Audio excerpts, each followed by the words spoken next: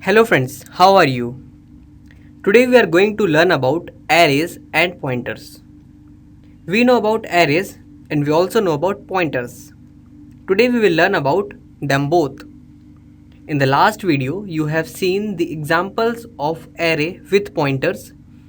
Just to understand the concept of increment and decrement, today I will repeat the same concept but with more explanation because it is one of the most important concepts. Let's learn this concept through the live examples. Suppose I have an array int a of size 5 equals to 10, 20, 30, 40 and 50.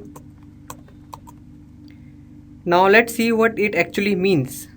This means that we have memory locations as A0, then A1, then A2, then A3 and then A4,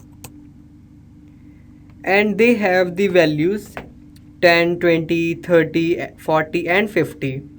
Now each memory location will have the address. Address in the array are always continuous depending upon the data type of the array.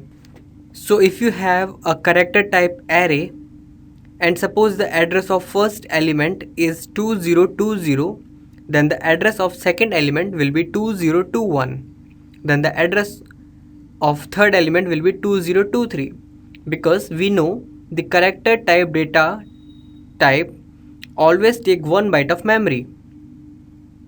If the array is of integer data type, then we know integer takes 2 bytes of memory. Suppose address of first element is 2020, then address of second element will be 2022, making a difference of 2 bytes.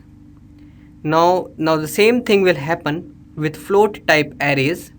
Its element will have addresses like 2020, then 2024 and then 2028 with a common difference of 4 bytes. Now let's see the use of pointers here. We can access the whole array through the pointers, but for that we have to give the base address of array to the pointer. So base address is what? Base address is the address of first element of the array. So the address of first element is to be given to the pointer in order to access the whole array through the pointers.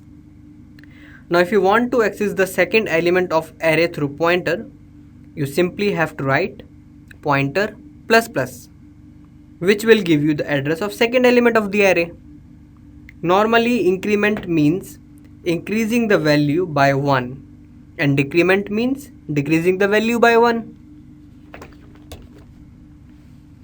But when we use increment and decrement with pointers, then increment means increasing the address by the size of the data type and decrement means decreasing the address by the size of data type.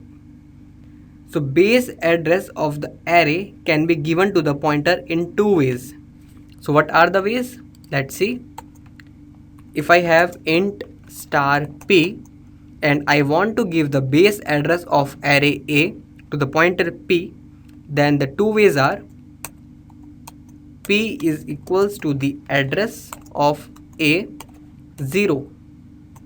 Write this. So by writing this, that means you are giving the address of a0 to p, pointer p, which means that you are giving the base address. And the another way is that you can simply write p is equals to a. Both the ways are correct. You can write any of them. Today we are going to write a program in which user will enter the elements of the pointer and we will access those elements using pointers. Along with that, we will add up all the elements. Let's write the program for that. So for that you have to delete this thing and also the statements inside the main. Okay, now write int a of size 5 and the values in this array will be given by the user. then I will be used for the loop, and sum is equals to 0 to sum up all the elements of the array. Then I will write integer star p, which will be my pointer, and this pointer will be used to access the elements of the array. Okay, I have declared the required variables, arrays and pointers. Now let's ask the user to enter the elements. So write printf enter 5 elements of the array /n semicolon. Okay, then we have to use the for loop for I is equals to 0 and I is less than 5 and I plus plus, and then write scanf %d, store this at the address of ai and a semicolon. Okay, now I have all the elements stored into the array. Now I will access them through pointers, and also I will add the elements using pointers only. So for that I have to give the base address of the array to the pointer, and I will give it like here, like this, p is equals to a, as I said earlier. Okay, now the pointer p has the base address of array a. Now we have to add up all the elements, but before that let's print all the elements first. So let's write printf elements are /n. Okay, now let's write for I is equals to 0 and I is less than 5 and I plus plus. Okay, then write printf %d/n. Here we'll write star p, which will give me the value at the address, and here I can write sum is equals to sum plus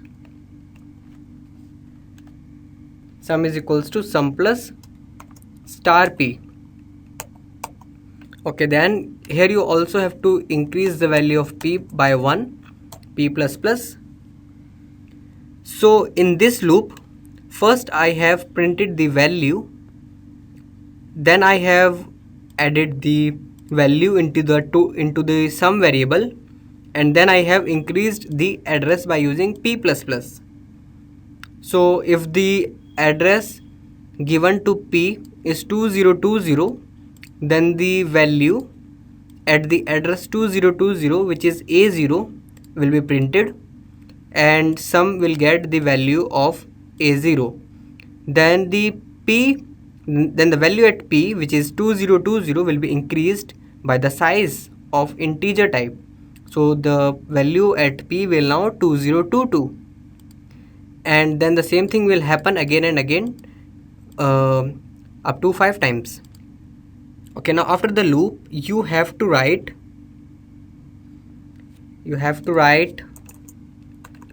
printf